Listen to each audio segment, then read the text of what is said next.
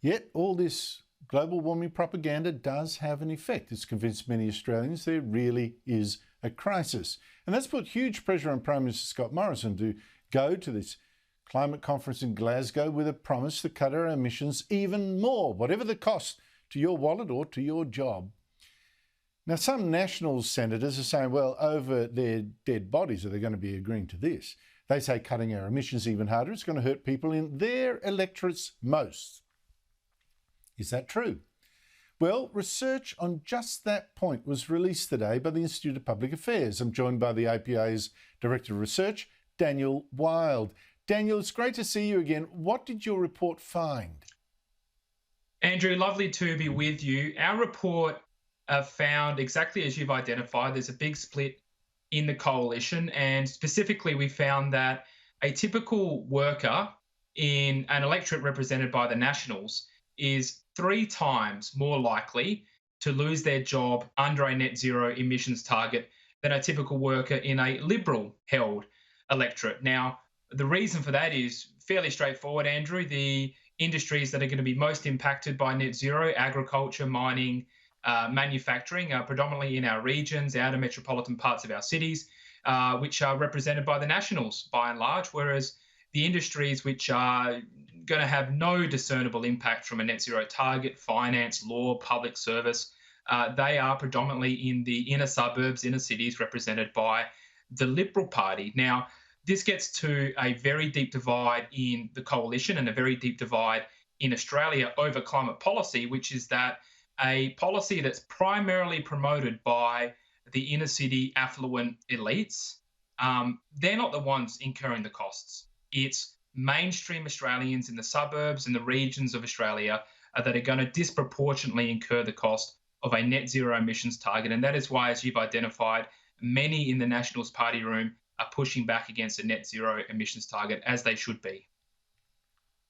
Now, Daniel, what you say sounds absolutely correct to me, but how could you model this accurately when the Morrison government still has not told us how it plans to cut our emissions, what industries it's going to hit and how it's going to hit them?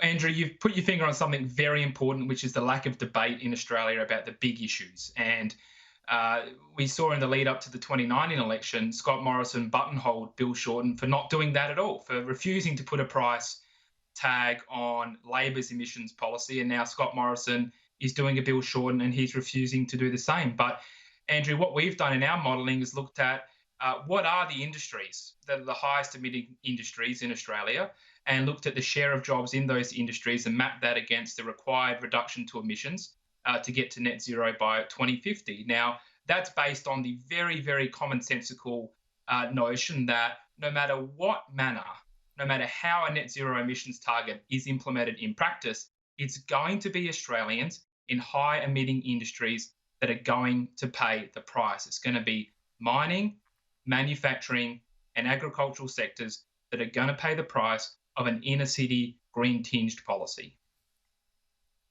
And even then, if the government says, well, look, we're going to say, for instance, appease the Nationals, we're going to exempt agriculture in some way, then you'll have to have the same sort of emissions cuts in all sorts of other industries, and they'll be much harder to do because they're not the obvious high-emitting ones. Now, what about the claim, you often hear it, that these workers, don't worry, they're going to be fine, they'll get green energy jobs instead. I mean, this is the Greens manifesto, that everyone will be polishing solar farms or something. Well, Andrew, it's just not true. We know that for every 5 jobs that have been destroyed in manufacturing over the last decade in Australia, just 1 job has been created in the renewables industry. And don't forget, the renewables industry requires billions and billions and billions of dollars every year to create the paltry number of jobs that it has. And Andrew, I find it to be very dehumanising, the attitude that the Greens and the advocates of net zero take towards, say, a 45-year-old manufacturing worker that's been at a manufacturing plant all their life, and they expect that person just to simply reskill to find another job, when in reality, that job is a part of the community. They're going to have to leave the community. They're going to have to find a new education. In all likelihood, they're not going to be able to find a new job. They're certainly not going to find a new job in the green economy. Many of them will simply never work again. And this just causes significant damage to those communities that depend on those industries and to the regions. So the attitude, I think, is very concerning. And ultimately, Andrew, we know that the proposal by the left is, well, don't worry about that. If they, a lot of them will get jobs, but the ones that don't get jobs, we'll just give them welfare. We'll give them a universal basic income. Because we'll just pay them off. Yeah, great. But Charming. That's not going to repair the damage that's done.